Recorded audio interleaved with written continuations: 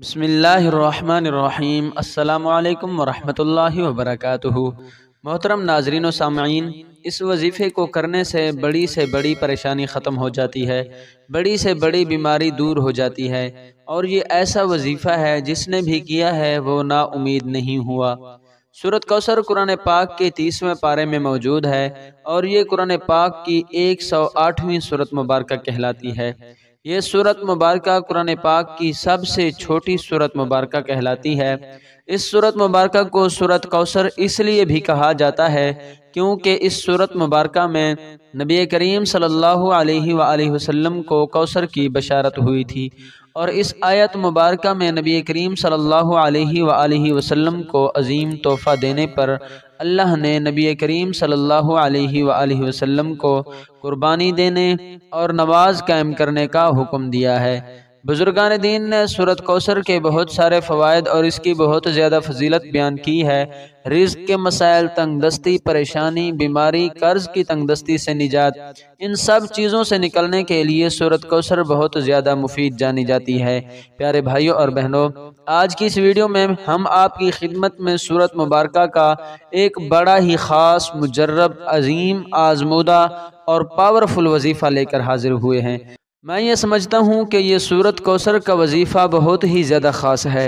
इस वजीफ़े को किसी भी हाजत के लिए कर सकते हैं और आज तक जितने भी बहन भाइयों ने इस पर अमल किया है, इस वजीफ़े को किया है, उनकी बड़ी से बड़ी, सख्त से सख्त हाजत भी अल्लाह तबारक व तआला ने अपने करम व फजल से पूरी फरमाई।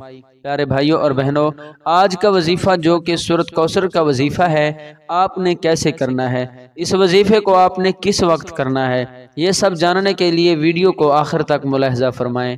प्यारे भाइयों और बहनों, हमारी अव्वल दिन से यही कोशिश रही है कि हमारे चाहने वाले, हमारे सुनने वाले 5 वक्त के नमाजी बन जाएं। और इसके साथ अगर उनकी ज़िंदगी में कोई भी मसाइल हैं, परेशानियां हैं, रिज़्क़ की तंगी है, तो हमारे इन वज़ाइफ की मदद से इन परेशानियों से निकल जाएं। और इसके साथ हम आपको 5 वक्त नमाज पढ़ने की तलकीन भी करते हैं, क्योंकि कोई भी वजीफ़ा, कोई भी अमल उस वक्त तक पूरा नहीं हो सकता जब तक आप 5 वक्त नमाज पाबंदी से अदा ना करें। आप इस वजीफ़े को सच्चे दिल के साथ करें, फिर देखें इंशाअल्लाह अल्लाह तबारक व तआला आपकी ज़रूर सुनेगा। प्यारे नाज़रीन, अल्लाह तबारक व तआला को अपने बंदों से बहुत ज़्यादा प्यार है, इसीलिए अल्लाह तबारक व तआला कुरान पाक में इरशाद फरमाता है कि जब मेरे बंदे मेरे बारे में पूछें तो उनसे कह दीजिए कि मैं उनके बहुत ज़्यादा करीब हूँ। और इसके साथ इरशाद फरमाया कि तुम मुझसे दुआएं मांगो, मैं तुम्हारी दुआओं को कबूल करने वाला हूँ। लेकिन बहुत अफसोस से कहना पड़ रहा है कि आज के इस मुआशरे में हमें अल्लाह से मांगने का वक्त ही नहीं है। आजकल हर बंदा यही कहता है कि उसके पास वक्त नहीं है, लेकिन फिर भी वो परेशान हाल रहता है। तो प्यारे भाइयों और बहनों, अगर हमें इस दुनिया में रहना है तो हमें ज़िंदगी गुजारने के लिए कुछ न कुछ करना पड़ता है। लेकिन इसका मतलब ये नहीं कि हम अल्लाह और उसके रसूल नबी करीम सल्लल्लाहु अलैहि वसल्लम को मुकम्मल तौर पर भुला दें। और हमारा दीन इस्लाम इतना प्यारा मज़हब है कि ये कभी ऐसा दर्स नहीं देता कि आप सिर्फ़ और सिर्फ अल्लाह की इबादत करें, बल्कि ये दर्स देता है कि आप दुनिया के साथ साथ दीन को भी कमाएं और जो भी मांगना हो सिर्फ और सिर्फ अल्लाह की ज़ात से मांगें। इसलिए प्यारे भाइयों और बहनों, आज सूरत कौसर का वजीफ़ा बताया जाएगा। आपने इस अमल को सच्चे दिल के साथ करना है और इस वजीफ़े को मुकम्मल करने के बाद आपको जैसे बताया जाएगा और सच्चे दिल के साथ दुआ करनी है और अपना मसला, अपनी हाजत, अपनी तंगदस्ती, अपनी परेशानी अल्लाह की बारगाह में पेश करनी है। फिर देखें अल्लाह रब्बुल इज़्ज़त आपकी कैसे सुनता है। तो प्यारे नाज़रीन, वजीफ़े की जानिब चलने से पहले आपको सूरत कौसर के चंद शान नज़ूल बता देता हूँ।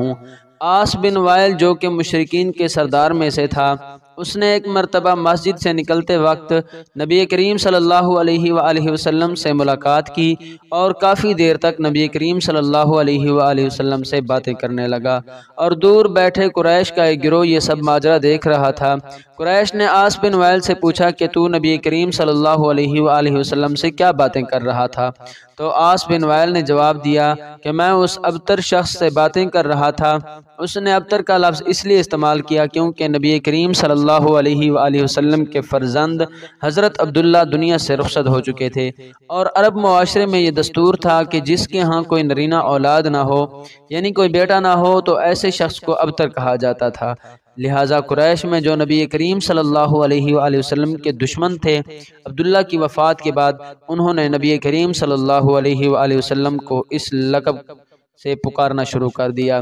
ایسے موقع پر اللہ تبارک و تعالیٰ کی رحمت جوش میں آئی، اور اللہ پاک نے نبی کریم صلی اللہ علیہ وآلہ وسلم کو سورۃ کوثر کا تحفہ دیا، جس میں انہیں جنت میں کوثر کی بشارت ہوئی۔ پیارے بھائیوں اور بہنوں، ایک روایت میں آتا ہے کہ صحابہ کرام فرماتے ہیں کہ ایک روز نبی کریم صلی اللہ علیہ وآلہ وسلم ہمارے درمیان بیٹھے تھے، اچانک نبی کریم صلی اللہ علیہ وآلہ وسلم پر ایک نیند اور بے ہوشی کی کیفیت طاری ہو گئی۔ تھوڑی دیر بعد نبی کریم صلی اللہ علیہ وآلہ وسلم نے اپنا سر اٹھایا اور مسکرانے لگے۔ صحابہ کرام نے پوچھا، اے اللہ کے پیارے نبی، آپ کس وجہ سے مسکرا رہے ہیں؟ تو آپ صلی اللہ علیہ وآلہ وسلم نے جواب دیا کہ مجھ پر ابھی ایک سورت نازل ہوئی ہے۔ پھر آپ صلی اللہ علیہ وآلہ وسلم نے بسم اللہ الرحمن الرحیم کے ساتھ سورۃ کوثر کی تلاوت فرمائی۔ آپ بھی سورۃ کوثر کو سن اور یاد کر لیں۔ بسم اللہ الرحمن الرحیم، اِنَّا أَعْطَيْنَاكَ الْكَوْثَرَ فَصَلِّ لِرَبِّكَ وَانْحَرْ إِنَّ شَانِئَكَ هُوَ الْأَبْتَرُ۔ تو نبی کریم صلی اللہ علیہ وآلہ وسلم نے پوچھا، اے صحابہ، کیا آپ کو معلوم ہے کہ یہ کوثر کیا چیز ہے؟ صحابہ کرام نے جواب دیا، اللہ اور اس کے رسول بہتر جانتے ہیں۔ تو آپ صلی اللہ علیہ وآلہ وسلم نے فرمایا کہ جنت میں ایک نہر ہے جس کا اللہ تبارک و تعالی نے مجھ سے وعدہ فرمایا ہے، اور یہ ایک حوض ہے جس میں میری امت قیامت کے دن پانی پینے کے لیے آئے گی۔ اس نہر کے قریب پانی پینے والے برتن ستاروں کی مانند ہوں گے۔ ناظرین، یہ سورۃ مبارکہ بہت ہی فضیلت والی اور برکت والی ہے۔ اس سورۃ مبارکہ کا شان نزول بتانا اس لیے ضروری تھا کہ جب آپ یہ وظیفہ کرنے کے لیے بیٹھیں تو آپ کو اس کا شان نزول اور اس کی اہمیت اور اس کے فضائل کے بارے میں بخوبی آگاہی ہو۔ پیارے ناظرین، اپنے عمل کی جانب چلتے ہیں کہ آپ نے سورۃ کوثر کا وظیفہ کیسے کرنا ہے۔ یاد رہے کہ رات کو سونے سے پہلے یا عشاء کی نماز کے بعد آپ نے اس عمل کو کرنا ہے۔ یاد رہے کہ سب سے پہلے آپ نے 2 رکعت نماز صلاۃ الحاجت ادا کرنی ہے۔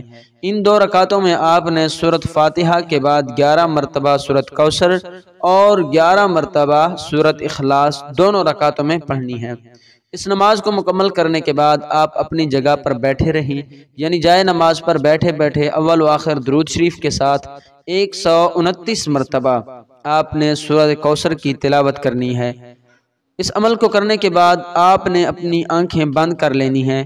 آنکھیں بند کر کے اپنے اللہ تبارک و تعالیٰ کی حمد و ثنا کچھ دیر تک کرنی ہے، اللہ تبارک و تعالیٰ کی بڑائی بیان کرنی ہے، پھر اللہ کی بارگاہ میں ندامت کے آنسو بہا لینے ہیں۔